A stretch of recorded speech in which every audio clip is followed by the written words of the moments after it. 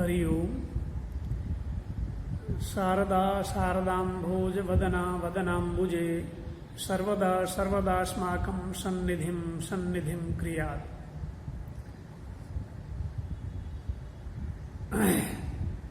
अहं महावीर प्रसाद सारस्वतः बीकानेरतः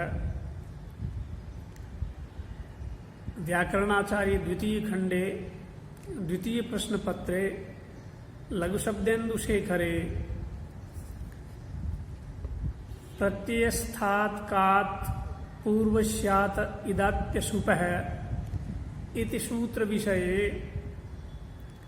सिद्धांत कौमुद्याम् अस्माभिः पूर्वकक्षासु पठितम्। तत्र लघुशब्देन्दुशेखरे एतद्विषये काचित् विशिष्टा चर्चा कृता वर्तते। तत्र किं विशिष्टं कृतम् इति अस्माभिः विचार्यते। प्रत्ययस्थात् कात् पूर्वस्यात् इदात्म्यसुपः एतत् सूत्रं स्त्री प्रत्यय प्रकरणे सिद्धांत कौमुद्यां स्थापितं भट्टोजिदीक्षितेन।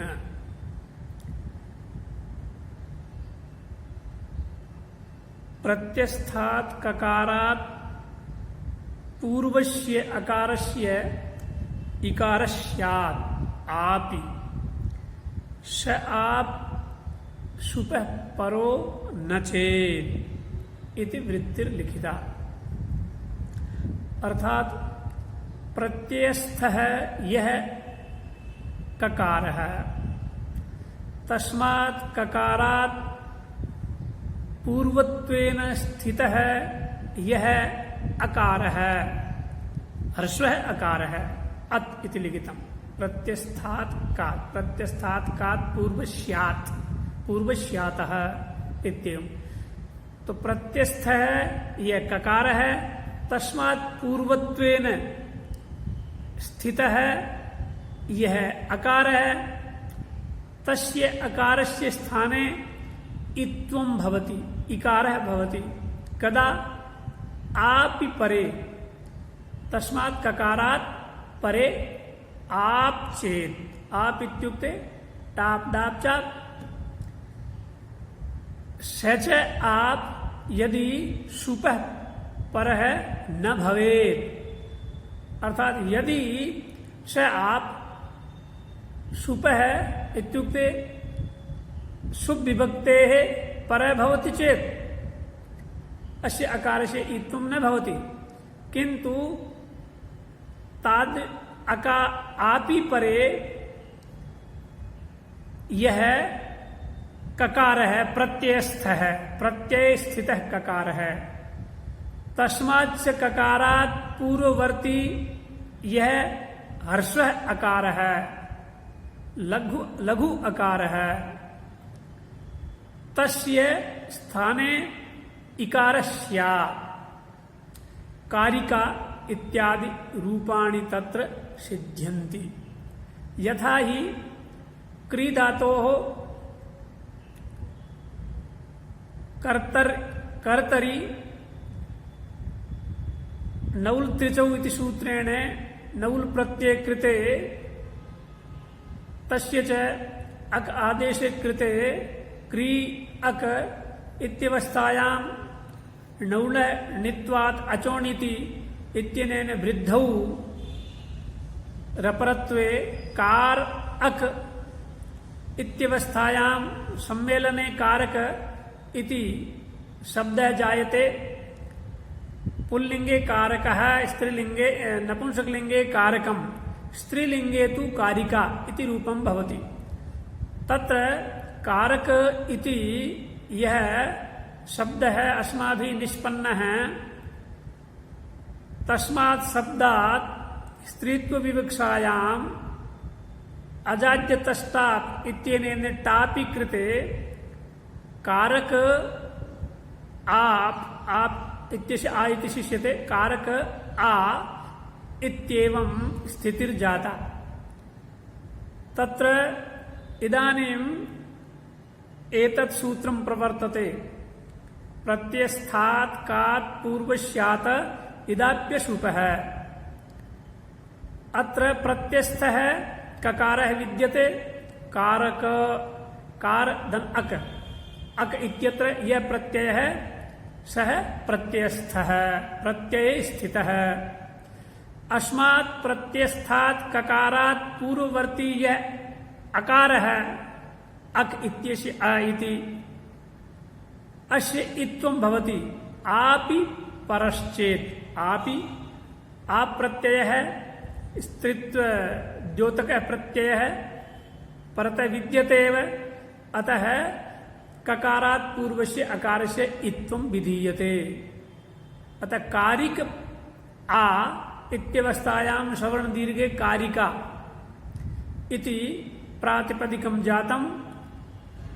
अस्मात् सुविभक्तौ अनुबन्धलोपे अप्रिक्त संज्ञायां हलिङ्गाभ्यो दीर्घात् श्रुतिस्य प्रयुक्तं हल् इत्यनेन अप्रिक्तस्य तस्य सस्य लोपे कृते कारिका इति रूपं सिद्ध्यति। एवमेव पचतीति पाचिका, लिखतीति लेखिका, एवं शब्दाः सिद्ध्यन्ति अथवा एवं पदानि स्त्रीत्व स्त्रीलिंग प्रकरणे अथवा स्त्रीलिंगे एतादृशानि पदानि सिद्ध्यन्ति। अत्र इदानीं कारिका इत्यत्र अस्य सूत्रस्य प्रवृत्तिर्भवति। तद्विषये काचित् विशिष्टा चर्चा विधीयते। यत् अस्य सूत्रस्य प्रवृत्तिर्कथं भवेत्, न भवेत्, अथवा भवेत् चेत् एवं रूपं कथं भवेत्, अस्य सूत्रस्य अर्थः एवं कथं न करणीयः, अस्य सूत्रस्य अर्थः है एवं कथं न करणीयः इत्यादि रूपेण तत्र चर्चा भवति।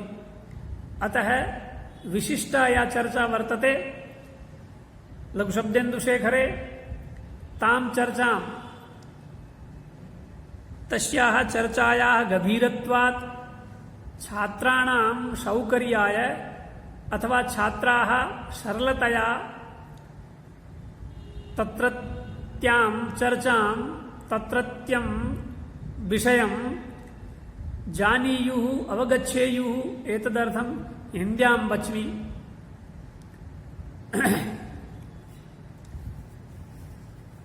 तत्र ही सूत्रे या वृत्तिर्लिखिता, तत्र ककारात् इति लिखितं। प्रत्यस्थात् ककारात् पूर्वस्य अकारस्य इकारस्यात् आपि परे स च आप सुपः न सुपः परो न चेत् इत्येवं वृत्तिर्लिखिता। तत्र ककारात् इति एतद् वृत्त्यंशम् अमुं वृत्त्यंशं ककारात् इति रूपात्मकं गृहीत्वा लघुशब्देन्दुशेखरे नागेशभट्टः लिखति ककाराद् इति अनेन वर्णमात्रं विवक्षितम् अकार उच्चारणार्थः इति सूचयति। सूत्र मूल में लिखा कात, प्रत्यस्थात कात।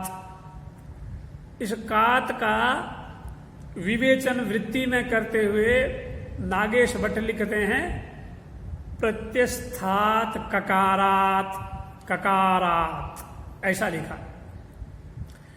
वर्ण शब्द, वर्ण से कार प्रत्यय होता है, वर्णात् कार है, तो यहां पर कार प्रत्यय किया कका कैसे, इसलिए ककार है ऐसा लिखा, पंचमी का ककारात। तो ये कार प्रत्यय वर्ण से होता है। वर्ण बोधक से कार प्रत्यय होता है, वर्णात् कार है, ये सूत्र है।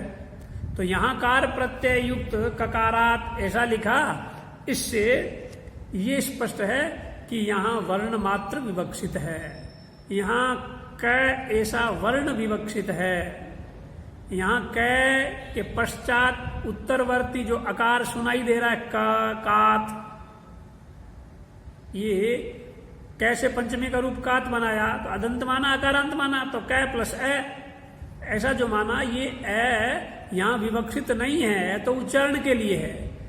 इसीलिए कात का विवेचन किया ककारात, अर्थात कै वर्णात, पूर्ववर्ती जो आकार। यहां कै और ए दोनों अपेक्षित नहीं है, यहां कै वर्ण की बात कर रहा है, इसलिए लिखा ककारात। इसी बात को कह रहे हैं अनेन वर्ण मात्रम विवक्षितम, अकार है उच्चारणार्थ है इति सूचयति, ऐसा सूचित करते हैं। तो कै वर्ण मात्र की बात आई है, प्रत्यस्थ कै।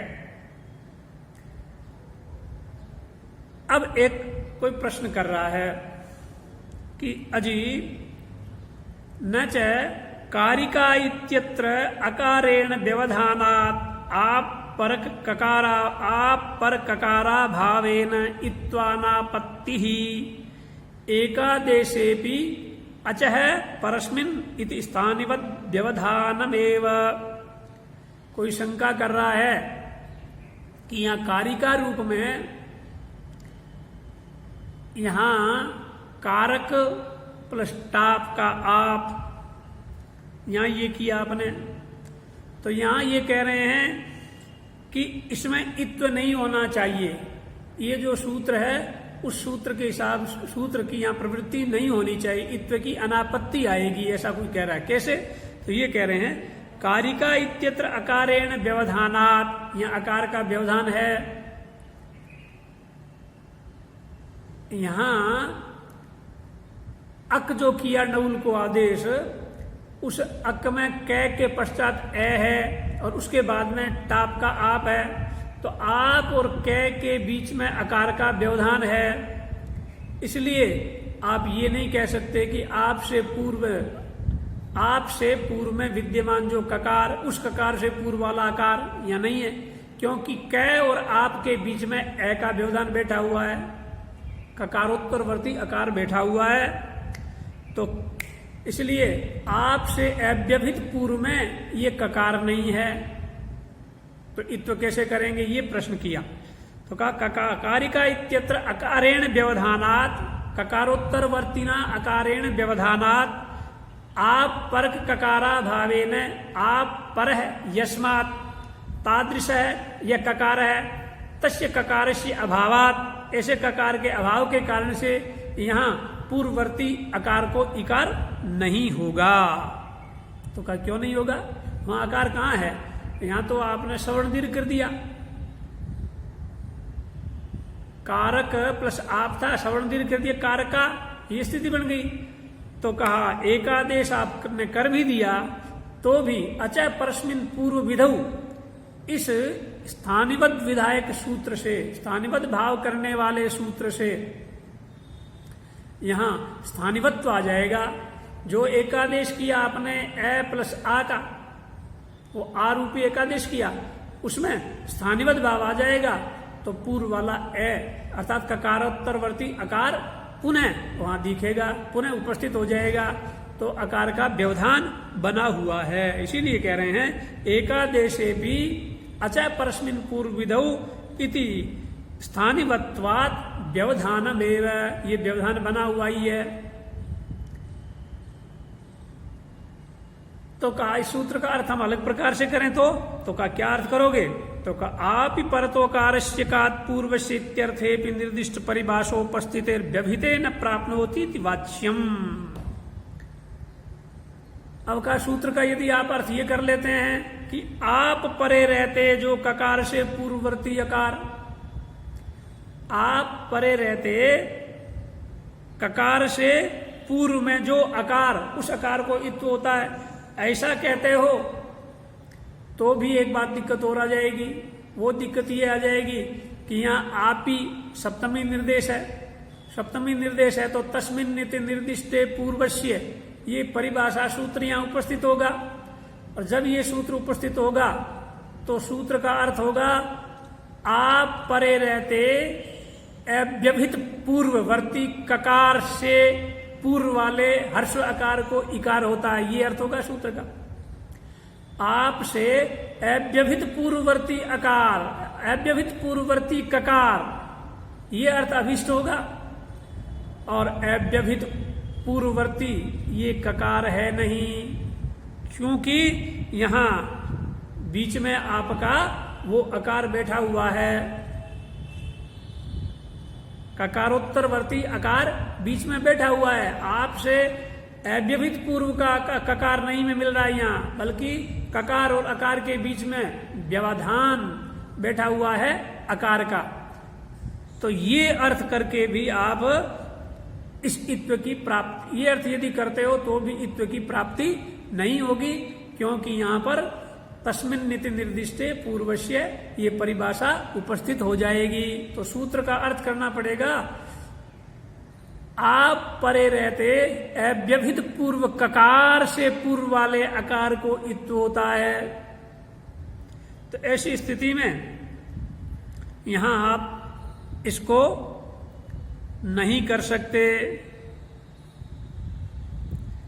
तब कहा आनंतर्यांशो इति वाच्यम, ऐसा प्रश्न किया तो कहा इति न वाच्यम, ऐसा नहीं कहना। कहा क्यों? कि आनंतर्यांशोपस्थितावपि येन नाव्यवधानमिति न्यायेन अकार व्यवधानेपि तत्प्रवृत्तेः। अर्थात यहां ये जो दो प्रश्न किए कि इस प्रकार दोनों ही तरह से ककार से पूर्व वाले आकार को इकार नहीं होगा, क्योंकि बीच में क और ए के आ के बीच में ए का व्यवधान बैठा हुआ है। सवर्ण दीर्घ यदि कर भी देते हो तो भी अच्छा परस्मिन पूर्व विधौ से स्थानिवत्व ला करके फिर आकार का व्यवधान हो जाता है। और सूत्र का अर्थ यदि आपने ये कह दिया आपसे पूर्व वाले ककार से पूर्व विद्यमान आकार को इत्व होता है, तो भी आप ही ये सप्तमी निर्देश होने के कारण से तस्मिन् निति निर्दिष्टे पूर्वस्य सूत्र की उपस्थिति होगी।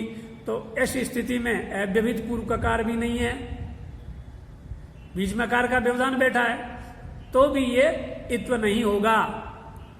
ऐसी शंका जो की, उस शंका के लिए कह रहे हैं इति न वाच्यम, ऐसा नहीं कहना। का क्यों? का आनंतर्याद आनंतर्यांशोपस्थितावपि येन नाव्यवधानमिति न्यायेन अकार व्यवधानेपि प्रवृत्तेः। कहा अव्यवधान, यहां व्यवधान की उपस्थिति भी है, देख रहे हो, अकार का व्यवधान भी आप देख रहे हो। और वहां से तस्मिन् निति निर्दिष्टे पूर्वस्य सूत्र से अव्यभित, आनंतर्य मन अव्यभित, अव्यवधानता, तो आनंतर्य अंश की उपस्थिति होने पर भी येन नाव्यवधानम तद व्यभितेपि या तेन व्यभितेपि, ऐसे वचनारंभ सूत्रारंभ अथवा वचन प्रामाण्यात, ये एक व्यवस्थापिका परिभाषा रूप में एक कथन है, उक्ति है। येन नाव्यवधानम तेन व्यभितेपि, अर्थात इस परिभाषा के आधार पर, इस न्याय के आधार पर आकार के व्यवधान रहते हुए भी, ककार और आ के बीच में आकार का व्यवधान रहते हुए भी इस सूत्र की, अर्थात प्रत्यस्थात का पूर्वस्यात् इदाप्य सुप है, इस सूत्र की प्रवृत्ति हो जाएगी।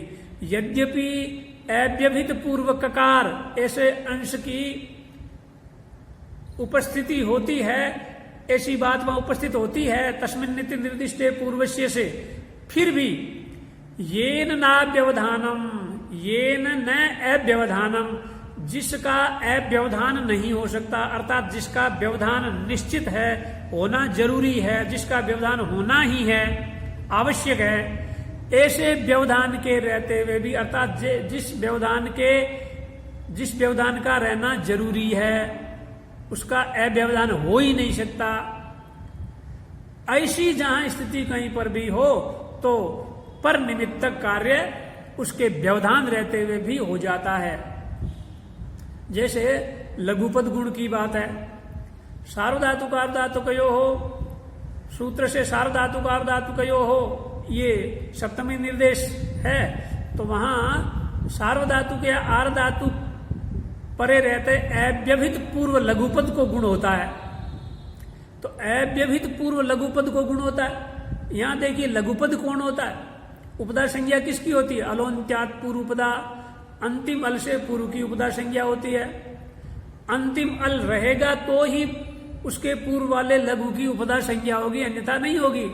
तो उस अंतिम अल का रहना जरूरी है, उसका अव्यवधान हो ही नहीं सकता। उसका यदि अव्यवधान हो जाए, उसको यदि आप नहीं रखो तो उसकी पूर्व वाले की उपदा संज्ञा नहीं होगी। तो ऐसी उपदा संज्ञा के लिए अंतिम का व्यवधान होना जरूरी है, उसका अव्यवधान नहीं हो सकता। तो उस व्यवधान के रहते हुए भी गुण होता है। वैसे ही यहां पर भी यहां ये कह रहे हैं कि जिसका व्यवधान जरूरी है उसके व्यवधान के रहते हुए भी अकार के व्यवधान, ऐसे अकार के व्यवधान रहते हुए भी, अर्थात ककार के पर में ये अकार उच्चारण के लिए भी है तो सही ना। तो इस न्याय से अकार के व्यवधान में भी, अर्थात ये अकार रहते हुए भी उसकी प्रवृत्ति हो जाएगी। तो कहा यदि ऐसी बात है तो फिर तो रथकट्यादि शब्द जो है, रथकट्या, यहां रथानाम समूह है। इस अर्थ में रथ शब्द से कट्यच प्रत्यय होता है तद्धित का, और लोकात स्त्रीत्व माना जाता है। तो रथकट्या, कट्यस में से कट्य शेष रहता है, और स्त्रीत्व लोकात, स्त्रीत्व के आधार पर यहां अजाद्य तष्टाप से टाप करते हैं। तो रथकट्य प्लस टाप आप आ, रथकट्य प्लस आ, और सवर्ण दीर्घ करने पर रथकट्या ऐसा रूप बनता है। किसी ने कहा कि यहां कै भी देख रहे हो, प्रत्यस्थ ककार है, उसके पूर्व में रथ में थे के बाद में ए जो देख रहे हो थकारोत्तरवर्ती अकार, और प्रत्यस्थ ककार से पर में आपका आप भी है। तो यहां पर क्यों नहीं कर देते हैं?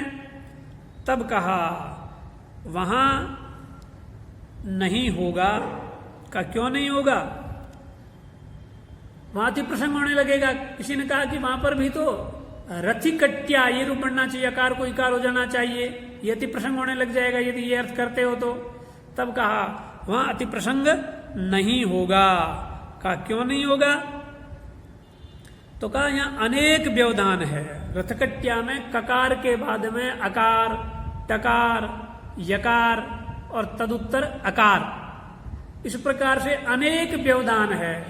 जिसका व्यवधान का अभाव नहीं हो सकता, अर्थात जिसका व्यवधान तो रहना ही चाहिए, या जिसका व्यवधान को टाला नहीं जा सकता, ऐसे व्यवधान के रहते, ऐसे व्यवधान के द्वारा व्यभित ककार से पूर्व वाले आकार को तो हो जाएगा। लेकिन ये कट्यस में जितने व्यवधान हैं ये तो अनेक हैं। तो अनेक व्यवधानों के रहते हुए यहां ककारोत्तर, ककार से पूर्व वाले आकार को इत्व नहीं होगा। इसलिए रथकट्या इस शब्द में, इस प्रयोग में आपको इत्व की कोई आपत्ति नहीं आएगी, ये अति प्रसंग नहीं बनेगा, ऐसा कहा। तो इसीलिए कह रहे हैं मूल में रथकट्यादौ चनाति प्रसंग है, रथकट्यादि में अति प्रसंग नहीं है। अब किसी ने कहा कि यहां पर कै कात जो लिखा है उसमें कै वर्ण मात्र की बात ककारात ऐसा लिख करके बताया गया, ऐसा सूचित जो किया गया, अकार की संज्ञा होती है ऐसा जो सूचित कर रहे उच्चारण के लिए, संज्ञा नहीं उच्चारण के लिए है ककार, ऐसी जो ये सूचना दी गई, इसकी बजाय आप वहां कै के द्वारा संघात का ग्रहण क्यों नहीं कर लेते हैं? कै और ए ऐसा संघात, ऐसा समूह है, प्रत्यस्थात कात, ये पंचमी विभक्ति कात में आई, कै प्लस ए कै, उससे पंचमी कात, तो ये संघात समूह है। यहाँ समूह का ग्रहण कर लें तो क्या दिक्कत है? ये कर लिया जाए तो फिर ये अभी भी जो प्रॉब्लम आई, ये प्रश्न कि कै वर्ण और आपके बीच में आकार का व्यवधान बैठा हुआ है, यदि कै समुदाय मान लेते हो तो प्रत्यस्थ जो कै समुदाय अर्थात कै और ए ऐसा ये संघात, ऐसा समूह है, इस समूह से पूर्व वाले ए कोई होता है, ये अर्थ कर लें तो दिक्कत नहीं होगी, ठीक रहेगा। ये प्रश्न अभी जो शंका की वो शंका नहीं आएगी, ऐसा कर लें क्या? तब कह रहे हैं कै इति संघात ग्रहणे एतिका इत्यादि सिद्धि ही का, ये आप जो विकल्प दे रहे हैं कि यहां कै संघात का ग्रहण कर लें, लेकिन कै संघात का ग्रहण करने पर एतिका ऐसा ये प्रयोग सिद्ध नहीं होगा, इसकी असिद्धि हो जाएगी। क्यों? अकच्यकारस्योच्चारणार्थतया कै शब्दा भावा। क्या मतलब? का मतलब ये है कि कै संघात का ग्रहण जब करोगे तो एतिका रूप नहीं बनेगा। का क्या कैसे बनता है एतिका रूप?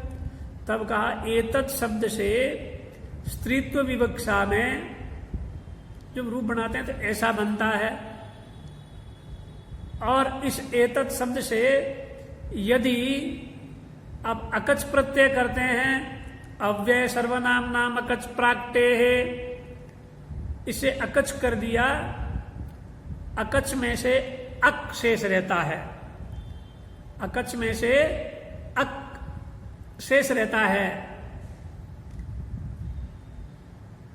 अब यहां ककारोत्तरवर्ती जो अकार है वो उच्चारण के लिए होता है, ककारोत्तरवर्ती अकार भी उच्चारण के लिए है। तो अब देखिए एतत् शब्द से अकच किया तो बन जाता है एतक प्लस अत, एतक कैलंत, और टी था एतत् का टी था अत, एतत् तकारोत्तरवर्ती जो अत भाग है वो टी, उस टी के पूर्व में अकच कर दिया, अकच में से हलंत अच बचा, अक बचा, तो एत अक अत, सम्मेलन कीजिए एतकत, ये रूप हुआ। एतकत से अब त्यदादि नाम सूत्र से आप अंत्य तकार को या एतद के दय को ए कर देते हैं, तो बन जाता एतकत, एतक कैलंत था, अत का ए बचा था वो कै में मिल गया, और तय को कर दिया ए, तो बन जाएगा एतक ए। क्या बना? एतक ए। अकच का कै ककारोत्तरवर्ती अकार तो उच्चारण करवा के निवृत्त हो गया, अकच का अकालंत शेष रहा, अत का ए जो है वो कै में मिला, और फिर तय को त्यदादि नाम सूत्र से ए कर दिया, तो बन जाएगा एतक ए। और यहां पर रूप कर देते हैं, पर रूप एकादेश कर देते हैं, तो बन जाता एतक, अतो गुण से पर रूप कर दिया एतक, ऐसा हुआ।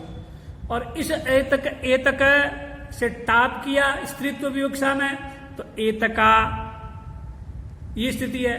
अब यहां देखिए ये आप पर में है, प्रत्ययस्थ ककार है, एक अकच प्रत्यय का कै, उसके पूर्ववर्ती अकार अकच का ए, उसको इत्व की प्रवृत्ति होती है, इत्व बन जाता है, बनता है एतिका, ऐसा रूप हुआ। अब कोई कहता है यदि यहां पर प्रत्यस्थात सूत्र में कै के द्वारा कै वर्ण मात्र का ग्रहण नहीं करें बल्कि संघात का ग्रहण कर दो। तो यदि यहां संघात का ग्रहण करते हैं तो ऐति का इस प्रयोग में दिक्कत आएगी, क्योंकि यहां संघात है ही नहीं। अकच का ककारोत्तरवर्ती अकार केवल उच्चारण के लिए था, तो वो कै शब्द है ही नहीं, अर्थात कै प्लस ए की स्थिति वहां है ही नहीं, वहां तो कै हलंत है। और आप कहते हो प्रत्यस्थ संघात भूत जो कै, उस कै से पूर्ववर्ती ए को इत्व करते हो। यदि आप संघात अर्थ करते हो तो यहां एति का रूप नहीं हो पाएगा, क्योंकि यहां का जो कै है वो अर्थात संघात का कै रूप शब्द का अभाव मिलेगा, इसलिए यहां आप ये नहीं कर सकते।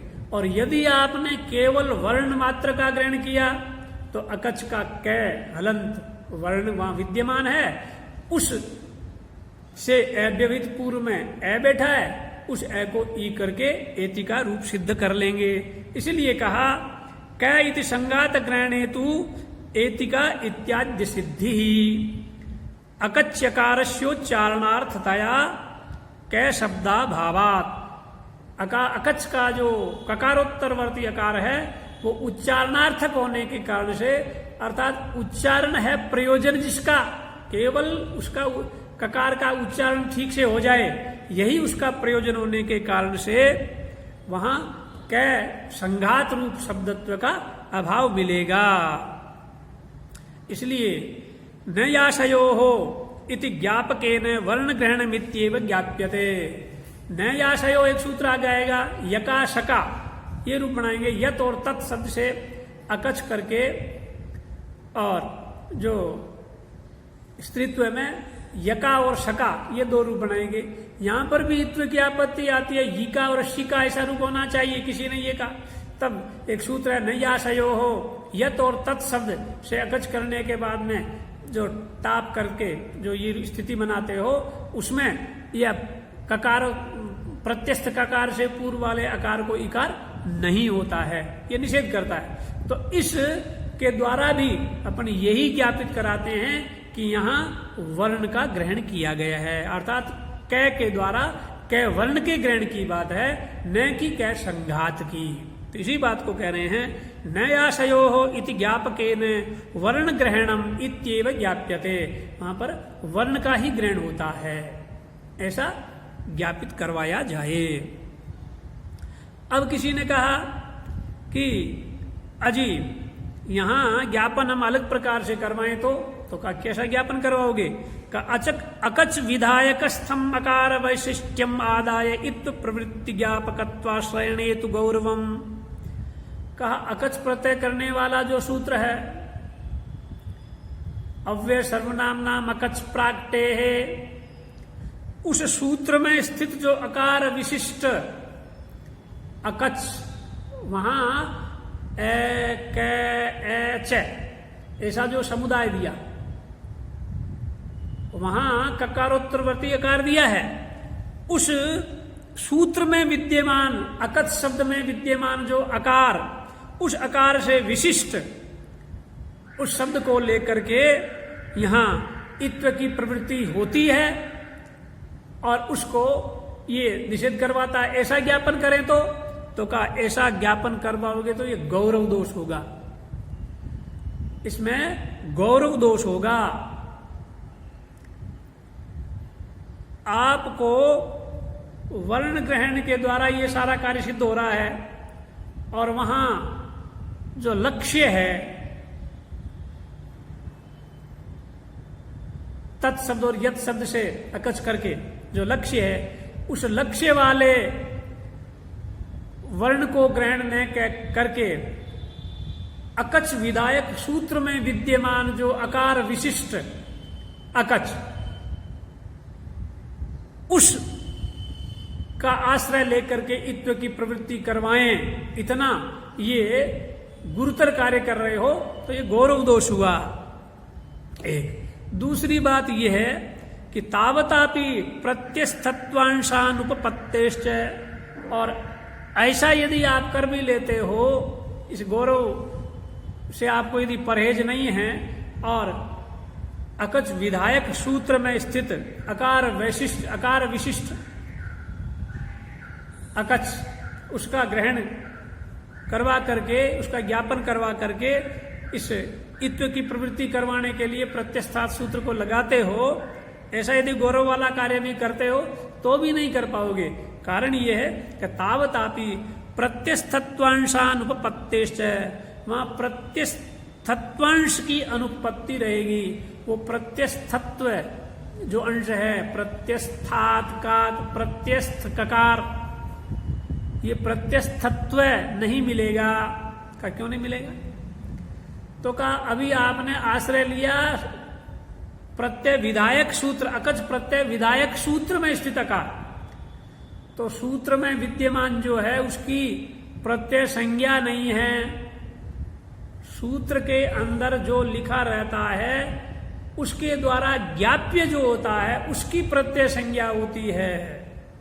वो तो बोध्य की संज्ञा होती है, बोधक की नहीं होती है। वहां तो अकच बोधक है, अकच ये प्रत्यय का बोधक है, बोधक की संज्ञा नहीं होती है, बोध्य की संज्ञा होती है। तो वहां और प्रत्यय तो आप लक्ष्य में करोगे, प्रत्यय लक्ष्य में आकर बनता है। जहां अकच प्रत्यय किसी सर्वनाम शब्द से करते हो, यत् तद से करते हो, वहां जाके उसकी प्रत्यय संज्ञा होती है, वहां प्रत्यय माना जाता है। वो सूत्र में नहीं है उसकी प्रत्यय संज्ञा, वहां तो लक्ष्यस्थ प्रत्यय का वो बोधक है, और प्रत्येक लक्ष्य के अंदर विद्यमान जो ये शब्दांश है वो है बोध्य। तो बोध्य की संज्ञा प्रत्यय संज्ञा बोध्य की होती है, बोधक की नहीं है। तो ऐसी स्थिति में सूत्र अकच विधायक सूत्र में अकार विशिष्ट को लेकर के जो आप ये इत्व की प्रवृत्ति के लिए ज्ञापन करवा रहे थे, वो ज्ञापन यदि करवाते भी हो तो वहां वो प्रत्यय, वो ककार प्रत्यय का नहीं मिला, अकच वहां प्रत्यय है ही नहीं, वहां तो बोधक है। प्रत्यय संज्ञा होती है जहां आप यत् तत् आदि से पर में इसका यत् तत् आदि की टी से पूर्व में उसकी अकच विधान कर देते हो, लक्ष्य में आकर के उसकी प्रत्यय संज्ञा होती है। तो ऐसी स्थिति में ये लिखा तावतापि प्रत्यस्थत्वांशानुपपत्ते है, वहां प्रत्यस्थत्व अंश की अनुपत्ति ही रहेगी। वो ककार तो है लेकिन वो ककार प्रत्यस्थ नहीं है, क्योंकि वहां प्रत्यय संज्ञा ही नहीं है। प्रत्यय संज्ञा होती है लक्ष्य में आकर के, लक्षण में नहीं है, सूत्र लक्षण है, ऐसा कहा। फिर किसी ने कहा कि न च वर्ण ग्रहण पक्षे एतिका इत्यादि अकारद्वय व्यवधानादित्वा प्राप्ति ही। तो कहते हैं कि साहब यहां वर्ण ग्रहण पक्ष जो आपने ग्रहित किया, वर्ण का ग्रहण किया, तो वर्ण ग्रहण पक्ष में एतिका आदि में अकार द्वय का व्यवधान होने के कारण से इत्व की अप्राप्ति है, इत्व की प्राप्ति होगी नहीं, एतिका रूप कैसे बनेगा, ये कहा किसी ने।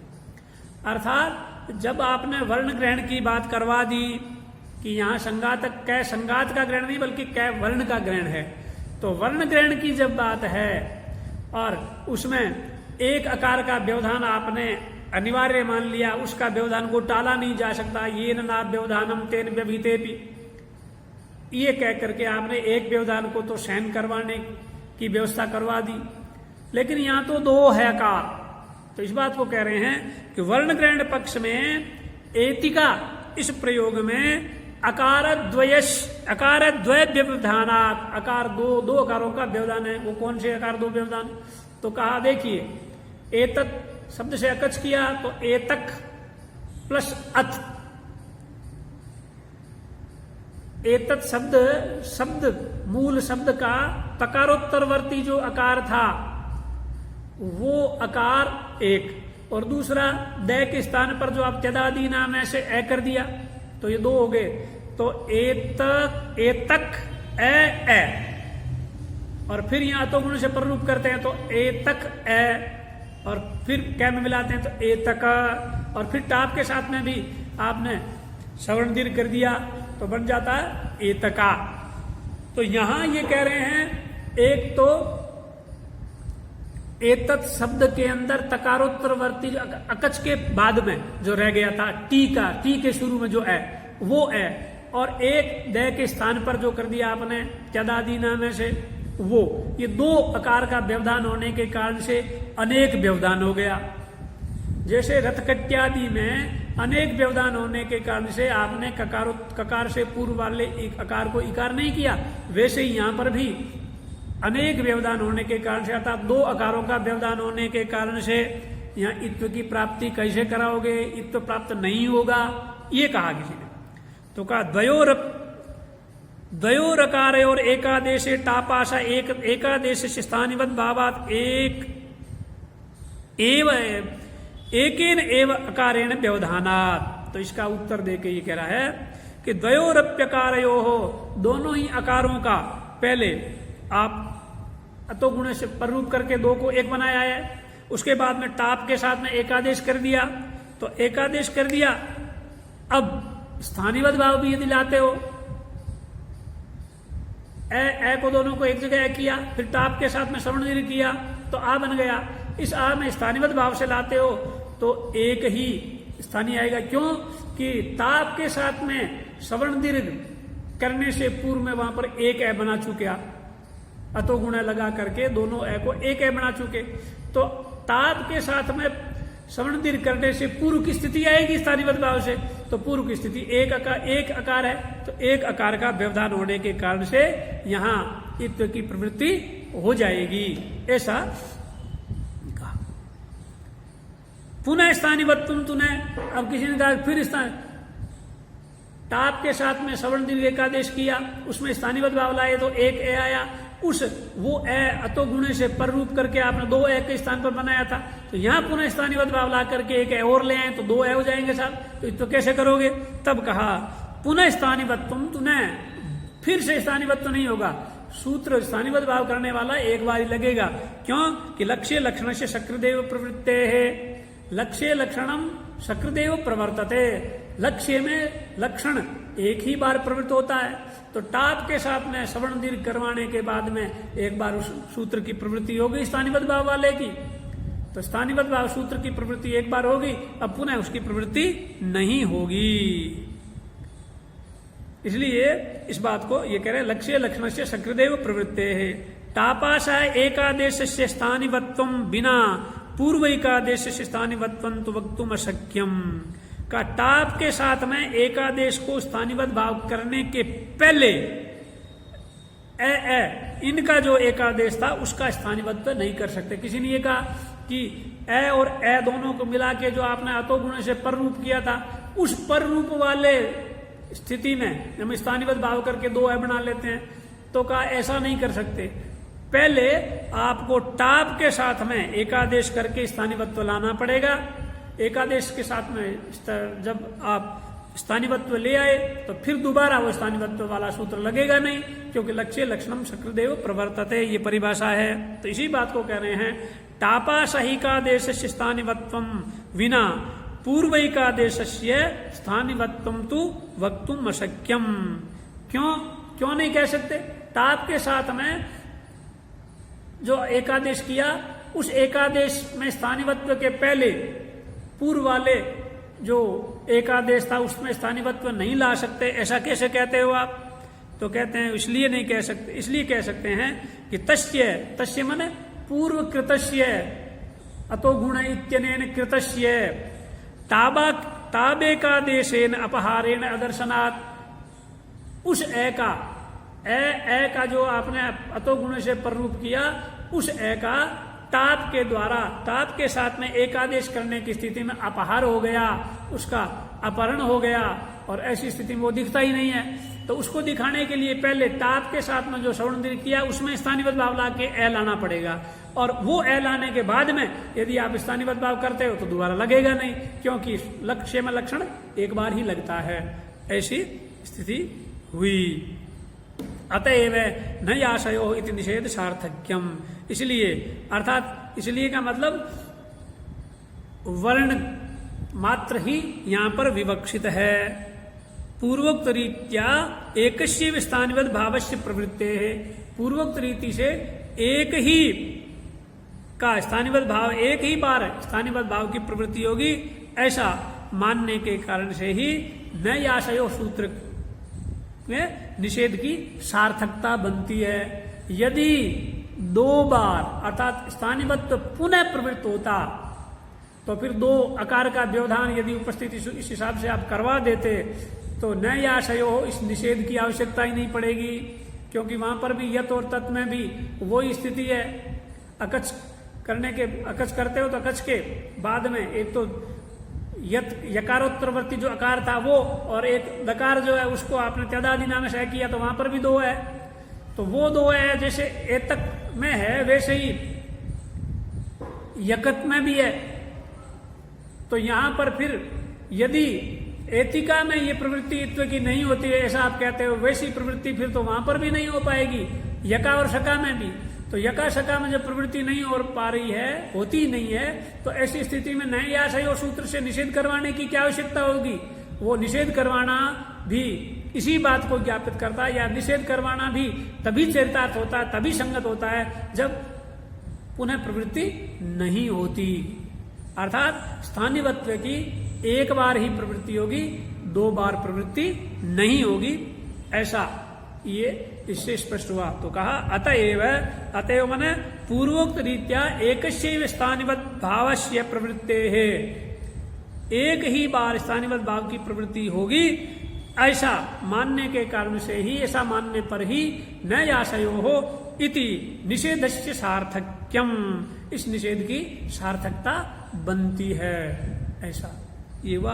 अब इसमें आगे जो शेष भाग है उस पर आगे फिर चर्चा करेंगे। आज ये पर्याप्त हो गया। हरि ओम तत्सत।